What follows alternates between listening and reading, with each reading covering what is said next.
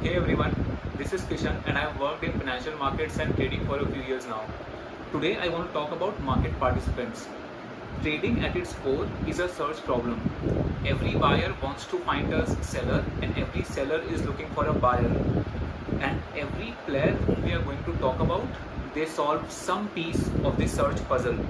Today I want to walk through who these participants are and end with the insight that matters the most, who actually wins.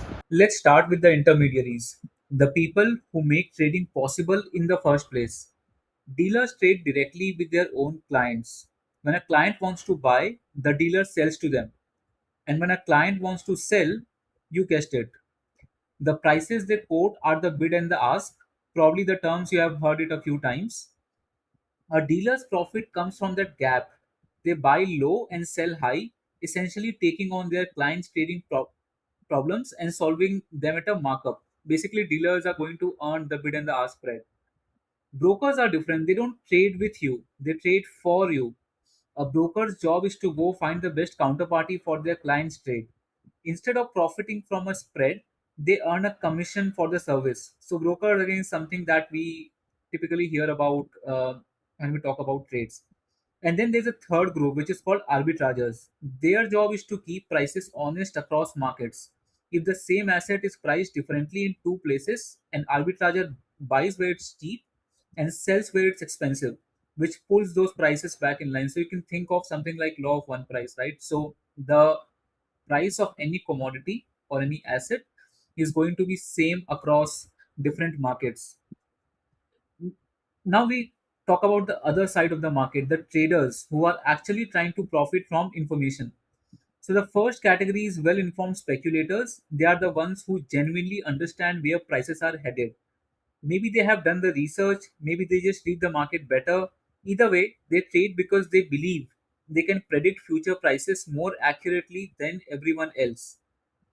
Next come bluffers, who are a mischievous version of the same idea. They don't necessarily have real information, but they trade in a way that fools uninformed traders into making bad decisions, and they profit from that confusion.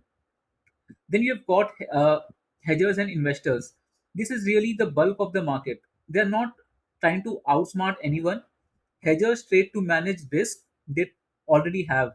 Investors trade to move money from today into the future. They trade for a reason that has nothing to do with predicting prices. So, say we want to invest in assets which we might think would be overvalued or like will be giving better returns in the future. So then that category of people, they are investors, which is exactly why they tend to be the less informed side of the most trades.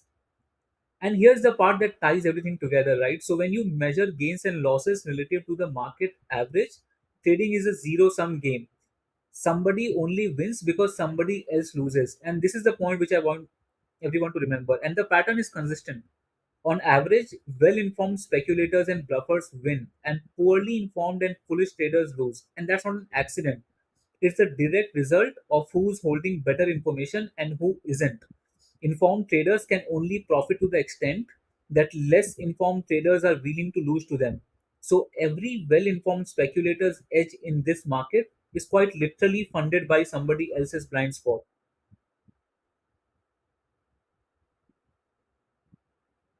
So the real takeaway is simple. In markets, information isn't just an advantage, it's the entire game. The players with better information doesn't just do slightly better on average, they win and everyone else pays for it. Let me know your thoughts in comments. See you next time.